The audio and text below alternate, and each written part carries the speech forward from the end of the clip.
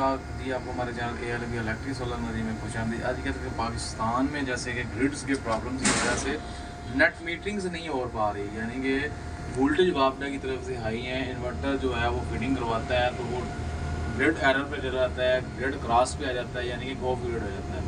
तो एक मेरा भाई है, उसकी बार बार रिक्वेस्ट की है कि यार सर जी इसमें थोड़ी सेटिंग बताएं कि जिसमें हम हमारा जो है इन्वर्टर कंटिन्यू चलता रहे। सबसे ज़्यादा तो यह है कि ऑल पाकिस्तान में वापडा की तरफ से हाई वोल्टेज आ रहे हैं, यानी कि 240, 250, 255 भी हैं, 250 भी हैं, 240, 45। इन्वर्टर क्या करता है कि इन्वर्टर जब दोबारा सोलर की प्रोडक्शन को बैक फीड करवाता है तो वोल्टेज को हाई कर देता है, यानी कि 240 वोल्ट है उसको उठा के ले जाता है 260, जिससे इन्वर्टर जो है वो अपना ट्रिप हो जाता है। इस ट्रिपिंग से बचने के लिए 2-3 जो है वो पॉइंट हैं मैं आपके साथ शेयर करना चाहता हूँ। वो अपने सिस्टम में सेव करवा लें, आपका मसला काफ़ी हद तक ठीक हो जाएगा। सबसे पहले तो आप ग्रीन मीटर लगाया हुआ है तो वहाँ पर अक्सर जो है वो ग्रीन मीटर को 3 फेज़ करवाएं, सिंगल फेज़ होता है उसको मुकम्मल 3 फेज़ करवाएं।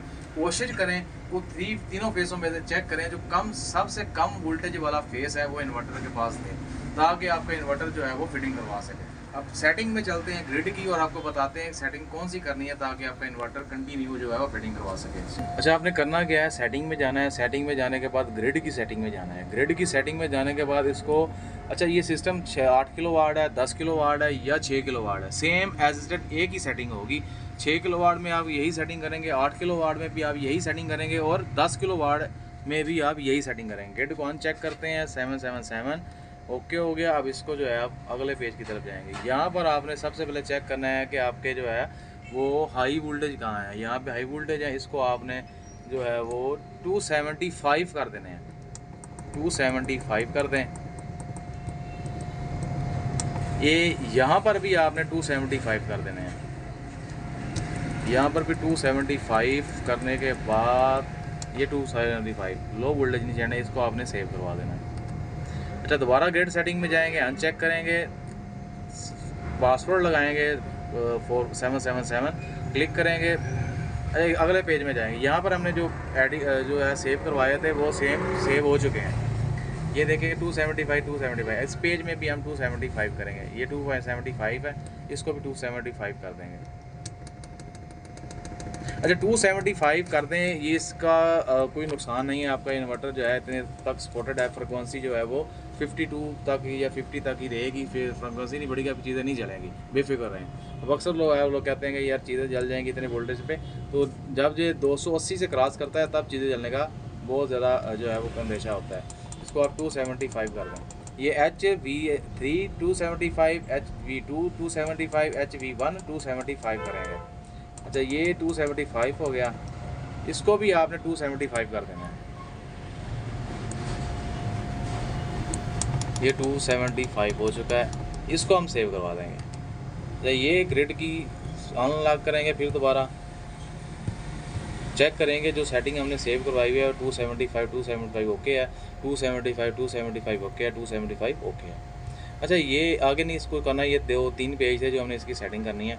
ये अब क्या करेगा कि इन्वर्टर अगर बिल फ़र्ज़ वापडा हमारी इस वक्त ऑफ है, इन्वर्टर वापडा की तरफ से अगर 240-45 वोल्ट आ रहे हैं, ये जब 6-7 किलोवाट फिटिंग करवाता है तो ये वोल्टेज हाई कर देता है, ये 275 तक सपोर्ट करेगा। और फिर भी आपके प्रॉब्लम्स आ रही हैं कि आपकी वोल्टेज बेशक ऐसा भी होता है कि 250 के अराउंड आ रहे हैं वापडा की तरफ से, तो जब ये फिटिंग में जाएगा वोल्टेज तो आपने इसकी जो है ना वो कम कर देनी है, फिटिंग कम कर देनी है। अगर ये मसला हल करने के बाद आपका मसला हल हो जाता है तो ओके है।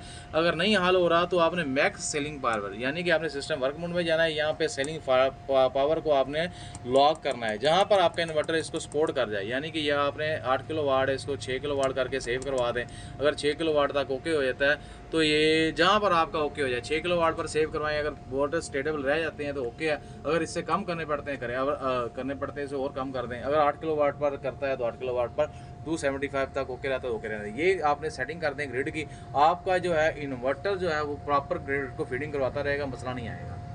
जैसे ग्रिड की ये सेटिंग करनी है, अव्वल तो कोशिश करें कि आप जो है वो 3 फेज़ मीटर को कंप्लीट करवाएं, जो फेस कम है वो इन्वर्टर के पास जो है वो कंटिन्यू करें, ताकि लोड जो है वो आपका फीडिंग प्रॉपर चलती है। अगर वापडा के वोल्टेज पीछे से हाई आ रहे हैं, जब इन्वर्टर उसको फीड करवाता है तो वोल्टेज और हाई हो जाते हैं, 275 तक ये सपोर्ट करेगा।